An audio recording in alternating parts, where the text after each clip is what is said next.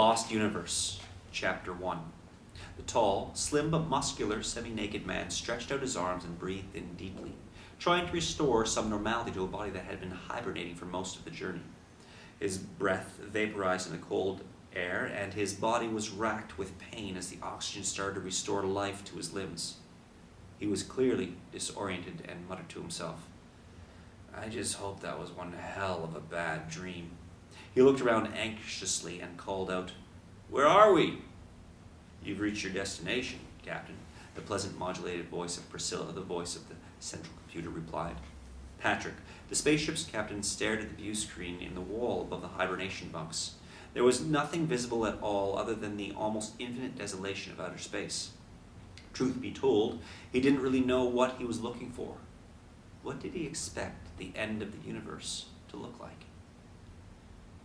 "Have you woken the others?" Patrick sensed an almost imperceptible hesitation before Priscilla replied. "The other 3 are waking now." The captain's body went cold. Something was very wrong. 3? What about the others?" "The other 12 did not survive, Captain." These were his team, and in most cases, his friends. There was no time to grieve. The expedition would have to continue at all costs. Losing 3/4 of his crew was devastating, but somehow they would have to cope. He tried to force the possibility that Vanessa had not survived out of his mind. He painfully swung his legs over the edge of the bed. As his bare feet touched the floor, he yelped with pain. The metal was bitterly cold.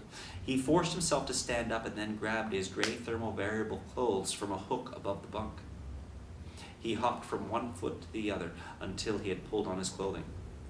"Good morning, Captain Patrick. Nice to speak to you again." "Good morning to you, Priscilla. Floor heating. Now."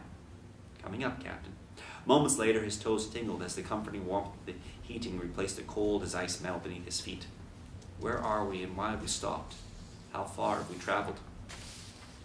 As he waited for Priscilla's reply, he stretched his arms above his head again and kicked each leg a couple of times to loosen the muscles. "The data is being rechecked, but according to the analysis, we have reached our destination." Patrick's eyes widened in amazement. "And according to Earth calculations, the year is now 2255. The captain did a swift mental calculation. "So we've traveled in hyperspace for 5 Earth years. That would mean, we should have arrived." Patrick looked around at the other bunks. There was no sign of life. "What's the status of the surviving crew?" "All 3 are waking up, but their bodies seem to be reacting slowly to the process." "As long as they're all right. I cannot detect any abnormalities." "Good." With a sudden rush of anxiety, he was desperate to know who had survived. Before he could ask, 3 of the lids of the bunks started moving. He had his answer. To his huge relief, one of the bunks contained the love of his life, Vanessa. Josh was one of the 2 remaining survivors, and Kathy the other. Josh was the first to speak. "Why have we been woken up? Where are we?" Josh looked at his captain anxiously. Patrick chose his words carefully. "I'm sorry to have to tell you that we 4 are the only survivors." A gasp came from Kathy, followed by some piteous sobbing. She had lost both her lover and her brother. Vanessa, after a wan smile at Patrick, put her head in hands. Josh exploded angrily. "So why didn't Priscilla stop the craft right away? We may have been able to save them."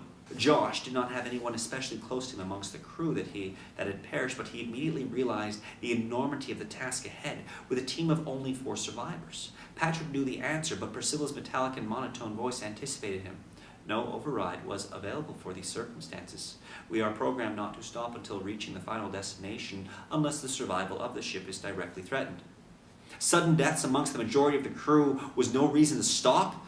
Patrick called out angrily. "Without orders to the contrary and without human control, the computer, has to decide on necessary steps to fulfill our mission and keep the remaining living organisms alive." All very rational and a typical machine computation, Patrick thought bitterly. "Thanks, Priscilla. That's all for now." "Understood, Captain. Your showers already have hot water and food will be prepared when you are finished." Patrick resisted the temptation to hug his beloved Vanessa first and stepped over to put a comforting arm around Kathy, who was still sobbing. Vanessa gave him an approving nod. Kathy was a thin, short woman with cropped brown hair and attractive gamine features when not distorted by her paroxysm of grief. Josh was still angry as he struggled out of his bunk. Why in the hell did she try to do something, Priscilla? Those were our friends, and more importantly, 12 crew members were always considered to be the optimum number for this mission. Did they all die at once? 6 of them developed some form of flu nearly 3 years ago. I had their bodies incinerated and the bunks decontaminated. There are no remaining bacteria to infect the rest of you. What form did it take? Josh wanted to know. The disease rotted their bodies from the inside. Even their eyes were destroyed. Oh my God. And the other 2? Kathy asked with a tremor in her voice. Both died about a year ago, one from a heart attack and the other from stroke. Patrick held up his hand. Enough for now. Go and have showers, get some breakfast, and then we'll meet again to decide on the way forward. As they started to comply with their captain's orders, Patrick motioned for Josh to help Kathy, who seemed incapable of any real movement. Only then did he finally turn to Vanessa.